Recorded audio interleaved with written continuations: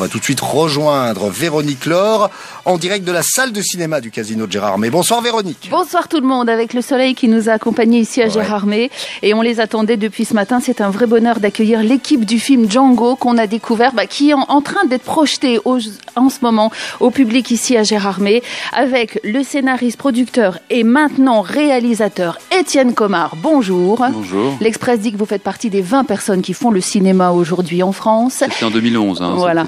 Ça continue à être d'actualité. Cécile de France qui est arrivée, je vous disais, on l'a vu passer tout à l'heure. Bonjour Cécile, vous êtes une habituée, peut-être pas d'être là physiquement au festival, mais tous les ans on découvre vos films ici. Et Reda Keta, bonjour. Bonjour. Merci d'être avec nous. Belle filmographie aussi pour vous. Merci. Tous les trois, vous êtes là pour présenter le film Django. Cécile, Reda, quand Étienne vous propose de faire un film, ça ne se refuse pas. Bah non, moi j'ai toujours aimé Django Reinhardt, donc et en plus jouer avec Reda. Oui. Et un aussi beau personnage, je pouvais pas refuser. Vous non plus, vous ne pouviez pas, Reda. Je ne pouvais pas. Non, c'est vrai.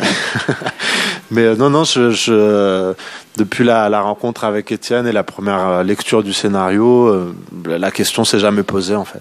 Jamais. Vous avez mouillé un peu plus la chemise cette fois-ci, Étienne Comard, parce que vous passez à la vitesse supérieure, c'est une nouvelle corde à votre arc. Vous réalisez, pour les gens qui ne connaissent pas, ça veut dire quoi de plus pour vous ? Ça veut dire être le metteur en scène du film, c'est-à-dire décider complètement de la conception artistique du projet. Bon, je le faisais partiellement quand on était scénariste ou producteur, mais là, tout d'un coup, réaliser, c'est évidemment aller au bout du processus de la création d'un film. Et je le fais, après quelques années de pratique dans autres cinématographiques, mais ça devient effectivement un peu le nirvana, la drogue dure. Voilà, vous vouliez depuis longtemps faire un film sur un musicien, vous me disiez tout à l'heure. Oui, c'est tombé sur Django par hasard ? Non, pas par hasard. Mon père était un amateur vraiment de Django. Je l'écoutais aussi beaucoup quand j'étais jeune. Et puis c'est pas tombé sur Michel Sardou. La chance. Tout à fait. Et donc, je cherchais vraiment quelqu'un qui soit à un moment compliqué dans sa vie de musicien, avec une période historique complexe. Et c'était le cas de Django à ce moment-là, parce qu'il était tzigane. Sous l'occupation, il était en même temps un personnage extrêmement connu et il faisait du swing, qui était la grande musique populaire de l'époque. Et partout en Europe, ses frères tziganes étaient pourchassés. Et lui, il a un peu survécu grâce à son talent. Et c'est ça qui m'intéressait de montrer, comment un musicien continue à vivre dans la liberté grâce à son art. Et bien sûr, la bande musicale du film est magnifique.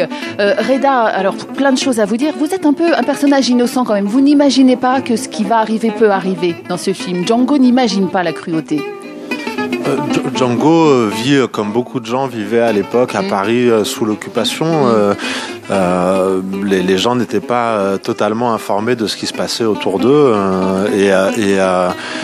le personnage commence le film les yeux fermés et il le termine les yeux ouverts. Il y a un chemin dans lequel il va découvrir l'époque dans laquelle il vit et ce qui se passe autour de lui. Ouais. Et vous, Cécile de France, vous l'aidez à prendre conscience de ça. Vous avez un personnage assez mystérieux finalement. Vous allez, vous venez, on ne sait pas trop qui vous êtes.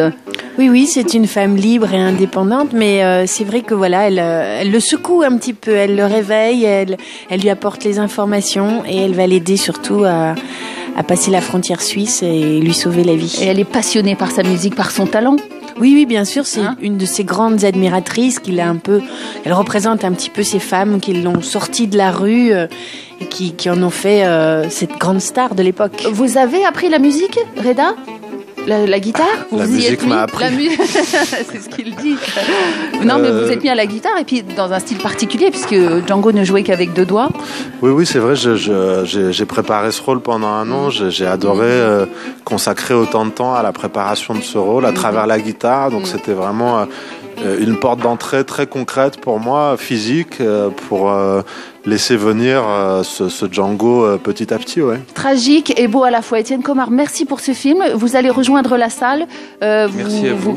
Vous guettez les réactions des spectateurs, bien sûr. Oui, bien sûr. Là, c'est vraiment un moment très, très crucial où le film commence à vous échapper complètement. C'est en même temps un peu un deuil qu'on est en train de faire. Ouais. Et le public s'en empare, mais il s'en empare bien pour l'instant. Donc, c'est un plaisir. Sorti le 26 avril sur les écrans. Merci à vous trois d'être passés. Merci à vous. France Bleu Lorraine et bon Gérardmer à vous.